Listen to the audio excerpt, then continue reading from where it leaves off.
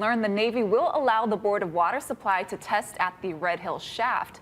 It's a major development after the military apparently initially refused. Mahealani Richardson joins us with the latest. Mahea. Well, Ash, in a one-on-one interview, Board of Water Supply Manager and Chief Engineer Ernie Lau said the Navy is giving the Board of Water Supply access to its Red Hill shaft, but some of the testing parameters need to be worked out.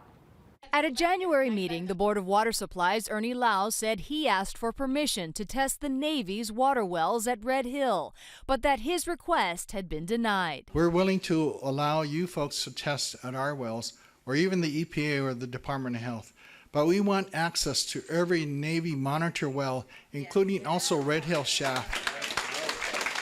BWS wanted more information about the contamination plume after the 2021 fuel spills from the Red Hill tanks sickened thousands of people.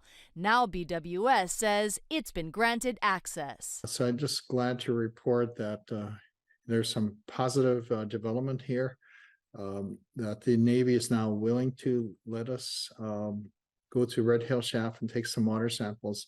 Maybe in early August. Lau says the Navy is trying to set limits on what BWS can test for, so the final details still need to be worked out. The petroleum hydrocarbons, we'll be looking for that. Also PFAS chemicals, be looking for that too.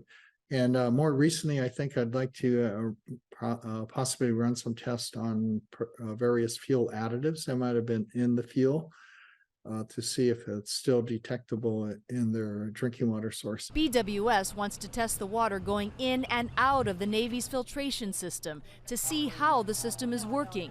BWS is also analyzing a new DOH exposure report that talked about additives in the contaminated water, including a de-icing agent. It's something Lau says he's been concerned about for years. In 2016, he wrote this letter to the EPA and DOH. We did ask the question about some of these additives and suggested that they actually start to test for it back then. Now, in a statement that just came out a few minutes ago, the Navy says it's agreed to provide BWS an opportunity to conduct joint collection of water samples from the Navy's Red Hill shaft. This testing will be conducted in accordance with approved sampling protocols established by the Federal Environmental Protection Agency and State Department of Health regulatory agencies. I'm Mahealani Richardson, Hawaii News Now. Thank you, Mahea. HPD's opened a